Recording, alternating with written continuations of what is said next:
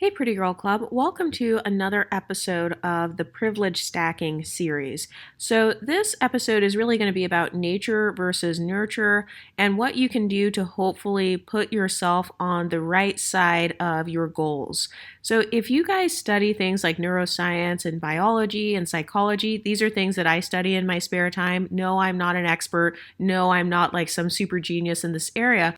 But there are a lot of people who argue about nature versus nurture. So there are some people who talk about the biology of human behavior and they talk about how basically you have no free will, or they talk about the concept of your biology taking over your behavior. So if you look at content creators like Princella, the Queen Maker, she actually bases her talking points on biology.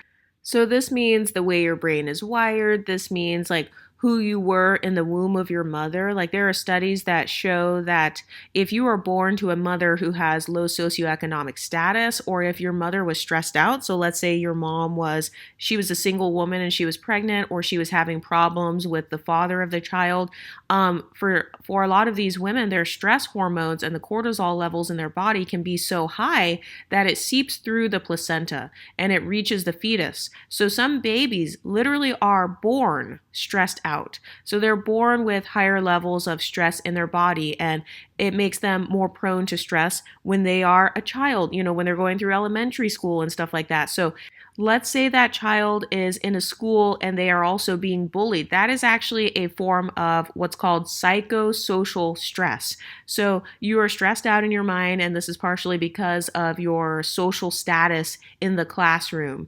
And then, a person gets older, and let's say you're unambiguous. If you are watching YouTube videos and social media that's calling you ugly, or saying that, oh, as a black unambiguous woman, you're at the bottom of society, you're at the bottom of the beauty hierarchy, and no one wants you, and I hate my 4C hair, and my facial features, they don't fit the golden ratio. By the way, this is part of why I don't really support golden ratio in terms of beauty, because according to the golden ratio, it actually can support some white supremacist talking points. So for example, according to the golden ratio, a woman like Bella Hadid, who is like white or European adjacent, her features, Bella Hadid after her plastic surgeries, she would be more attractive than someone like Beyonce or someone like Whoopi Goldberg or whatever, because people argue that her features are more symmetrical and that white features are more symmetrical. But I don't feel like ethnic features, even if they are considered asymmetrical according to the golden ratio,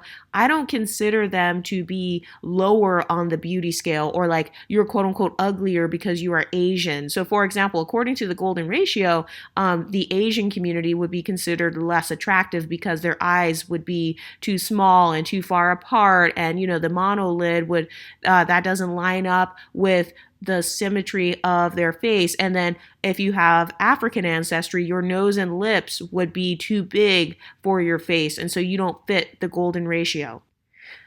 But if you have all of these different stressors on you, and you have all of these different messages coming into your mind about how, basically you are inherently inferior to others in beauty, you are inherently inferior to others in your socioeconomic status, you're inherently inferior because of who your mother is, and, you were born into an impoverished family, all of those things affect your psyche. All of those things can end up making a person depressed. Some people go as far as to say that we have no free will and that everything we are doing is based on our biology. It's based on the neurons in our brain, and the neurons in your brain are based on like your genetics, who your parents are, what was your environment. But I actually believe that two things can be true at the same time. So yes, your biology may make you predisposed to alcoholism or having a more addictive personality, and maybe your stress levels were higher as a child than some other people. But I believe in the concept of nurturing yourself, or putting yourself in an environment that will not trigger these bad parts of your biology. So this is why on this channel I talk a lot about how if you want to increase your mental health, if you want to get rid of things like depression or anxiety or whatever, a big part of that is going to be removing the triggers. So this is why I talk a lot about decentering men. It's not because I hate men, it's not because I'm trying to be mean towards men, but it's because a lot of men are triggers for women's stresses. They are triggers for a woman's depression. They're triggers for a woman's insecurities about her body, or they're triggers for sadness and hopelessness. And so, one practical tool that I have used that has really helped to increase my mental health is I just remove myself from the triggering situations as much as I can. I know that you're not always going to be able to remove every single trigger in your life, but a part of social climbing for me and privilege stacking for me has been thinking about what I believe my biological weaknesses are. So the weaknesses in my mindset or the weaknesses in my family background. So for example, I don't drink, I don't smoke, I don't do casual sex. And a part of the reason that I made this decision, a part of it started off as being religious back when I was religious, but even after I became no longer religious, I stuck with not smoking and drinking, for example. And this is because when I was a teenager, I noticed in my family that a lot of people who had passed away in my family, almost every single one of my family members who has passed away has had some sort of issue with drugs and alcohol.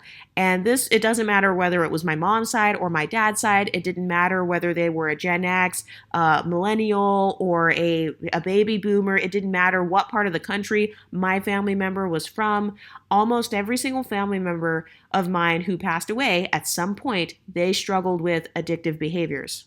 And so, even as an adult, even after I reached 21, even after I was no longer religious, I made the decision for myself, hey, just in case there is a such thing as, being predisposed genetically to having addictions, just in case there's a such thing as maybe you have more of an addictive personality, just in case there is a chance that there is anything in me that could cause me to potentially become some sort of alcoholic. Because even my own father, he said that a long time ago before we were born, he said that when he was sad, he used to drink. And so even though I've never experienced my father as like an alcoholic in any way, I've never even seen my dad drink, but knowing that almost every person in my family who has been really stressed out or whatever, knowing that they have turned to substances or alcohol and stuff, that just automatically turned me off from it. I was like, you know what? I'm good. And also, when I was a teenager, you know how teenagers can be mischievous. So when I was 13 years old, that was my first time ever like trying alcohol.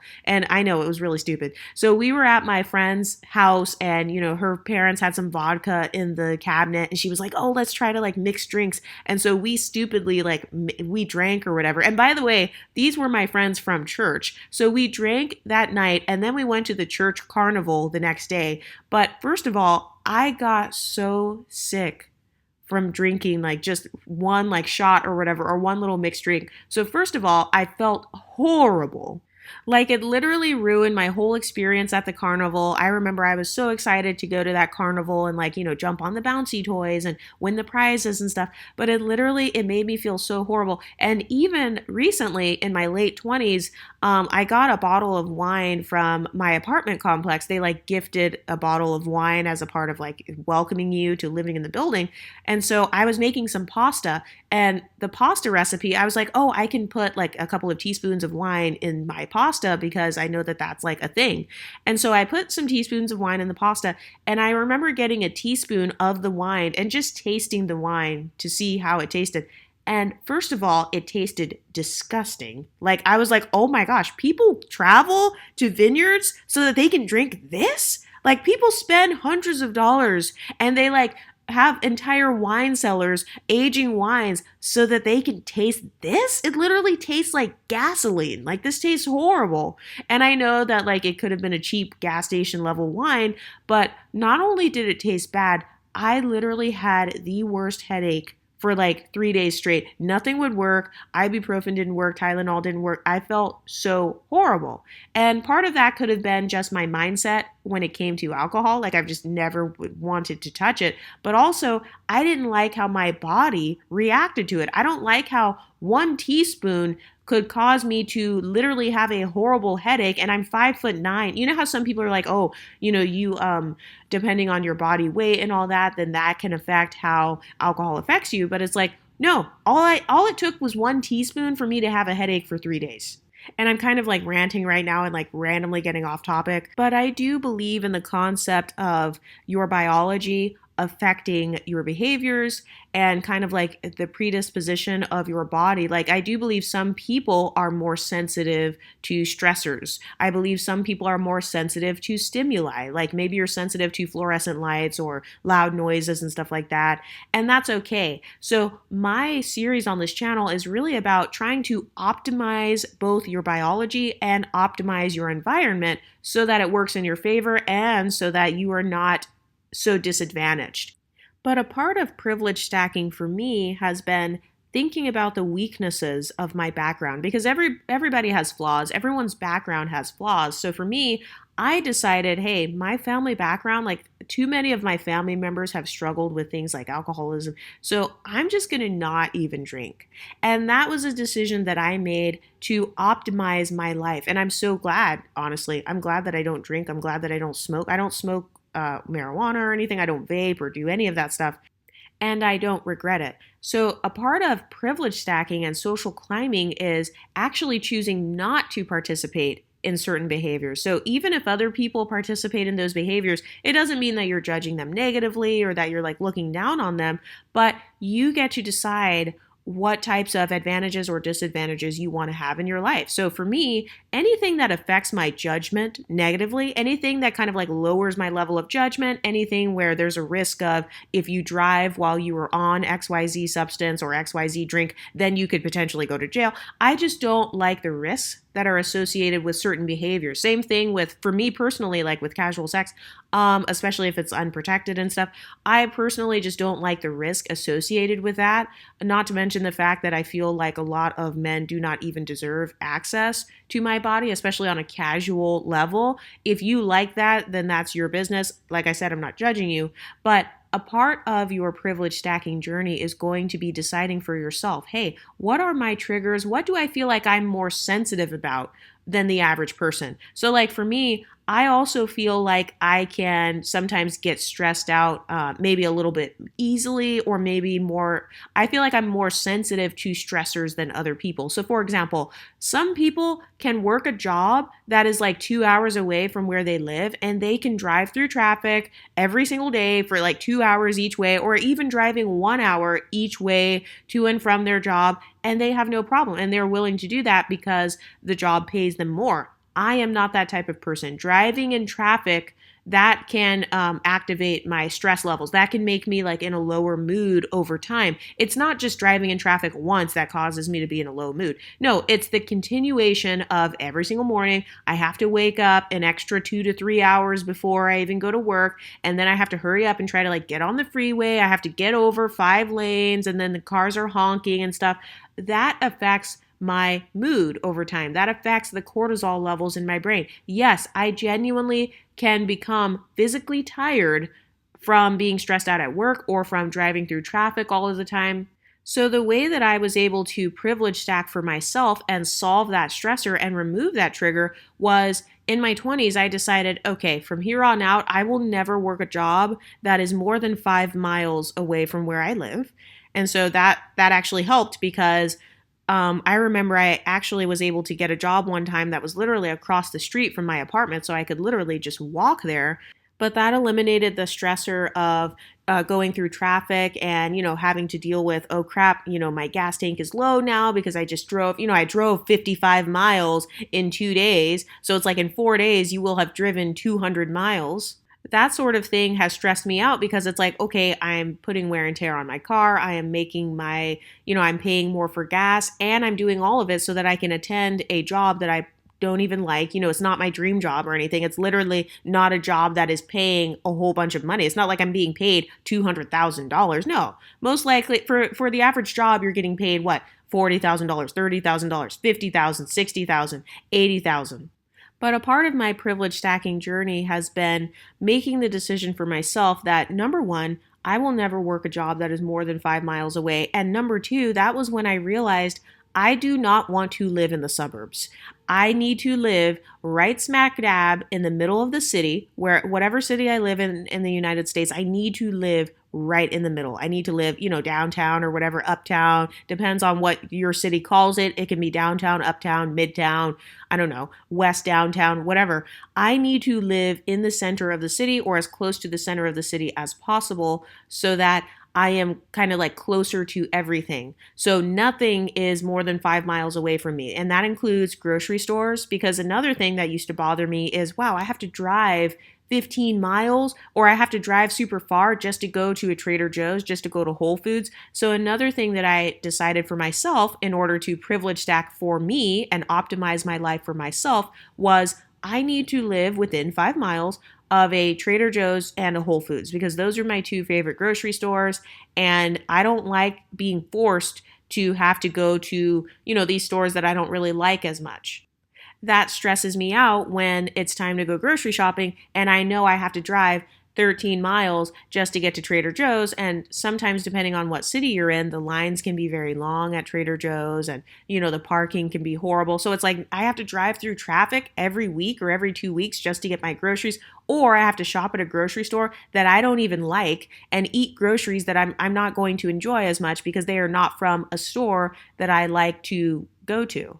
So, a part of privilege stacking is taking into consideration what your weaknesses are. So, your weaknesses could be either your personal weakness, like you don't like driving in traffic, or it can be something that is in relation to your family. If you do believe in biology affecting your behavior, which I'm a big proponent of, and this is a part of why I have the Decentering Men series, but I also don't think that us women are without flaws either. So, I do think that my family members struggling with things like alcoholism in the past or drug abuse in the past, I do think that that could be potentially in my biology, or it could make me prone to being addicted to those things. And so that's why I decided to make a choice to just never touch those things or never risk that, because I am trying to optimize my life. I'm trying to privilege stack for myself.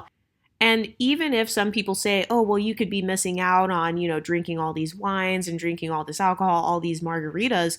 Well, for me, I would rather miss out on a margarita. I'd rather have a virgin margarita and just I have a guarantee that I'm going to enjoy the taste of the drink. And also, I don't have to worry about my judgment being impaired. I don't have to worry about potentially how my body would react to those things. And also, I enjoy being clear-headed and clear-minded. I love my life how it is, basically. I like my mindset how it is. I don't see a need for something like substances or alcohol. And I also feel like I already have enough other unhealthy habits. Like I am a caffeine drinker. I drink coffee every single day. Sometimes I will drink multiple types of caffeine in a day. Like I'll drink a coffee, then I'll drink a black tea, and then I might drink some sort of electrolyte powder that has caffeine in it. So it's like, okay, I'm already drinking caffeine. I already eat sugar. So I eat cookies and, sweets and stuff like that. I have a bit of a sweet tooth. So why would I want to now add alcohol, substances, and other stuff like that? I don't need to add something else. If you want to enjoy that and do that and you feel like it doesn't affect you, that is fine. But for me, I'm choosing my vices. Okay. So I don't want to add more vices into my life. I already know what my vices are in terms of diet and what I drink and stuff. And it's caffeine and sugar already. And so I already am limiting my processed meats and stuff like that because I don't want to stack my vices. I want to stack my privileges. I want to optimize my brain. I want to optimize my thinking process, and I don't want anything impairing my judgment. And yes, I don't want my biology to be affected negatively by the types of stuff that I'm eating and drinking and placing in my body. Oh, and side note for decentering men, the use of marijuana actually it causes a man to be more likely to have erectile dysfunction over time. So if you are dealing with men who smoke or they have a history of smoking a lot, just so you know, they're more likely to have erectile dysfunction. Just another reason to decenter men. But anyway, one of the biggest forms of privilege stacking you can do is doing your best to use both nature and nurture to your advantage. So that includes knowing the weaknesses of people in your bloodline and knowing what they all struggled with and then staying away from those things. You don't want to continue generational curses. You don't want to continue, cycles of poverty or cycles of abuse, cycles of divorce, and stuff like that. So if you come from a family where that is their nature, it's their nature to deal with a narcissist or deal with a guy who is bad for them, or it's their nature to stay in poverty. They don't even want to get a higher education. They don't want to try to get promoted at work. They don't want to start their own businesses. You, as the individual, you get to decide, do I want to follow the same path as my family members and my ancestors that came before me? Or do I want to try to optimize my life to fit me and to fit my leveled up, my most leveled up version of myself? Anyway, what do you ladies think? Is there anything you have avoided because maybe your family members have struggled with that and you've decided for yourself, I don't want to follow down that path. I don't want to go down the same path as family members who have struggled with those things. What do you ladies think? Let me know in the comment section and I'll talk to you next time. Stay pretty, ladies.